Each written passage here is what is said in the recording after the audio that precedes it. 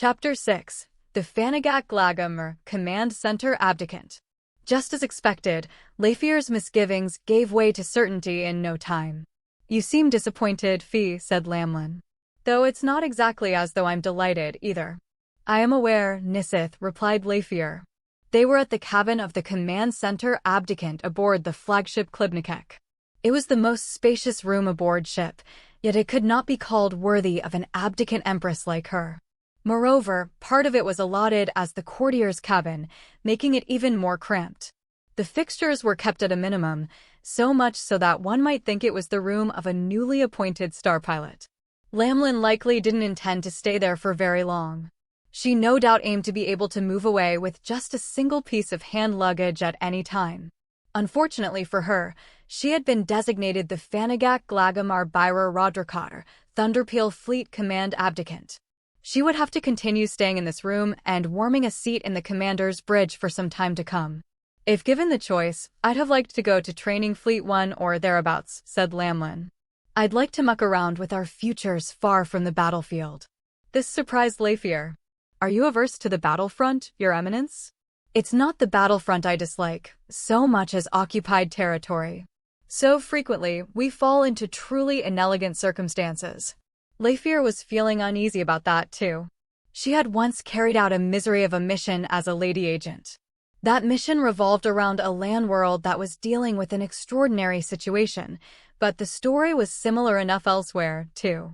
Each land world had its distinguishing idiosyncrasies, and the spacefaring race mostly found them difficult to comprehend. The troubles that repeatedly cropped up were boundlessly frustrating. It availed the Empire to leave lander governance up to landers as quickly as possible, but occupied land required some minding. The planets were abruptly cut off from the interstellar economy they'd been a part of until then. If the Empire didn't provide various forms of aid in the run-up to the planet's full incorporation into the Imperial economy, it could very well inflict grave damage. Furthermore, the current Empire was not what it once was. It had once been able to look after 100 or 200 poverty-stricken land worlds without feeling burdened, while at the same time ruling over half of humanity. And if those planets refused to be introduced into the Imperial economy, they could afford to be placid and collected about it indefinitely. But that was no longer anywhere close to an option. Discord on a level that had never dawned on them as a possibility was arising. Such was the Empire's wretched state of affairs. Yet Leifir had already resolved herself. So long as they were cutting their way into enemy territory, they would obviously need to govern societies that held the Empire in disfavor. Avriels saw themselves as born soldiers, and they never balked at the idea of staking their lives in order to enjoy a battle, but life could not be lived through edge-of-one-seat excitement alone. To the Av, and Imperials especially, the governance of land worlds was nothing more than after-party cleanup. There were many who had fun preparing for events, but only a rare few were keen on picking up after themselves afterwards. "Yes, but in spite of that, we must endure in order to prevail." "I am greatly obliged for your enlightening me as to this most profound truth, Fee." Lamlina's lips curved into a smile. She was, of course, being sarcastic. "Now, I do suppose you are busy. Please do return to your mission. Right away." Leifir was totally relieved.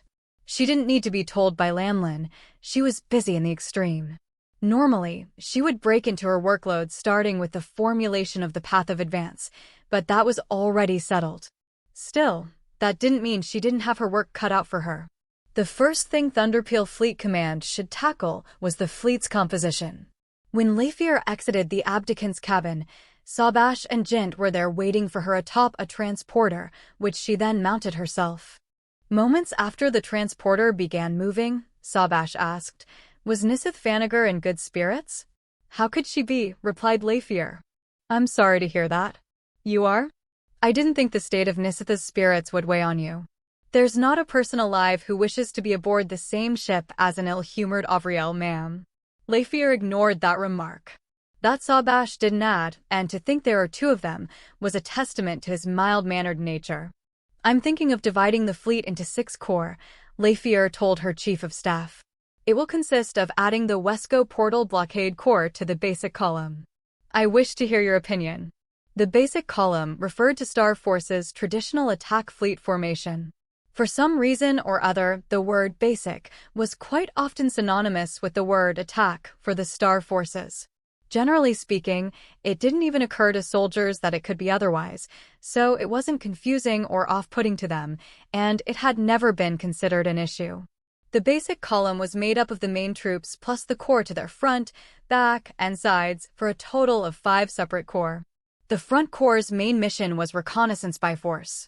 It infiltrated enemy territory in multi-ship and sometimes single-ship groupings, incurring immense risk.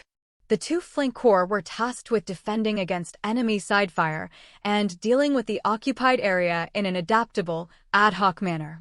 During any deciding engagement, these squads attended the battlefield in conjunction with the main force as much as possible.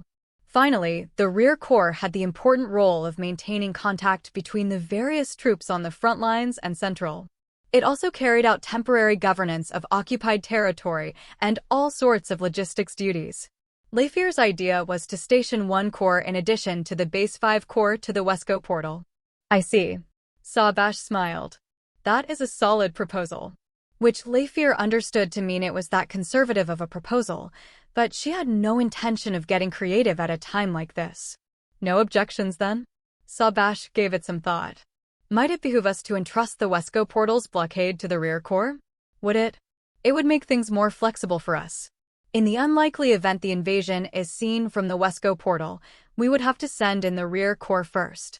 Would that not put too many responsibilities on the rear corps' shoulders? How would you feel making the rear corps the main squad? Lafayer was startled. She planned to follow Star Force's tradition and take direct command of the center corps. Are you telling me to command the rear corps? Yes, ma'am, Sawbash nodded.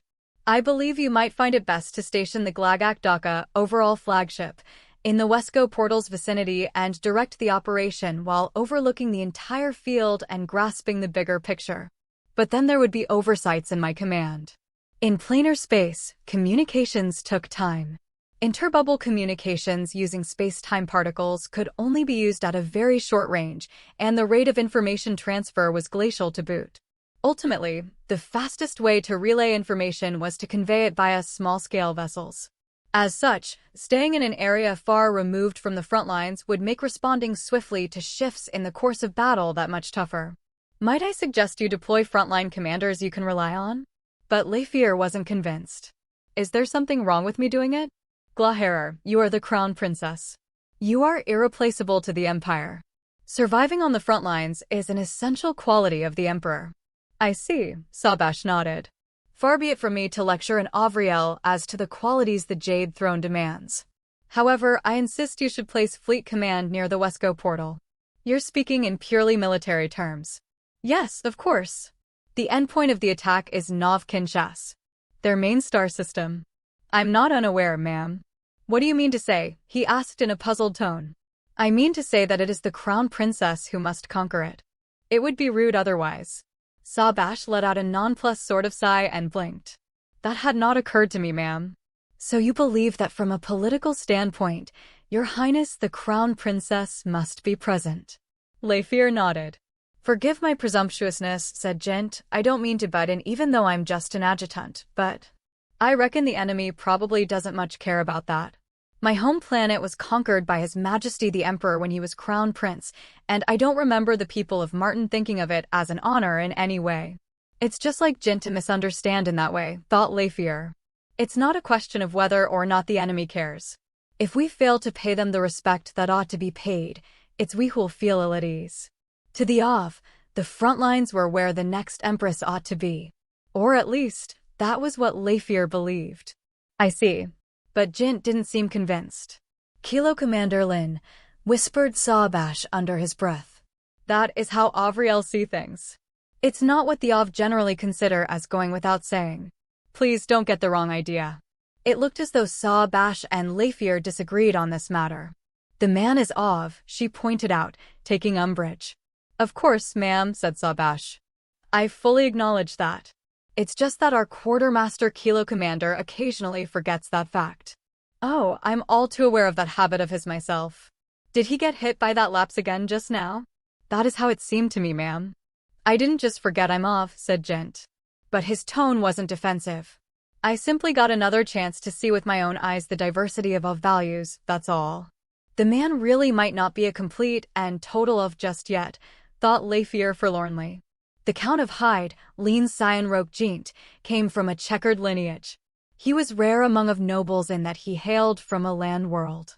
Rarer still, it was such an isolated planet that he hadn't even known of the Ov's existence before Dusanu appeared commanding an armada. Furthermore, he had received his schooling on a separate land world before enrolling in a quartermaster academy. Jint had never possessed blue hair, and his forehead bore no frock. But more importantly, his very heart might be an Ov-like. Jint's heart was, to Lafier, at once the object of her affection and her distaste. Jint's inner core bothered her, but this had not started here and now. She decided to ignore it. There were a myriad of things she needed to do. In any case, I shall be commanding the Central Corps, declared Lafier. Duly noted, ma'am, said Sabash. Might we wish to keep the Wesco Portal Blockade Corps delinked, ma'am? Weigh our options. Run a comparison between the 5-Corps and 6-Corps plan. I take it you can submit the results to me in 24 hours. That will be possible, yes, replied Sabash immediately. However, the less time spent on it, the less robust the analysis will be.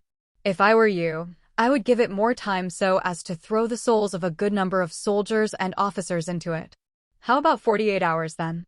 It would still be far from flawless, but unfortunately, time is finite. Can you make trade-offs? Yes, ma'am. Then make the decision in 48 hours. Sabash raised an eyebrow. Is it okay for us to decide, ma'am?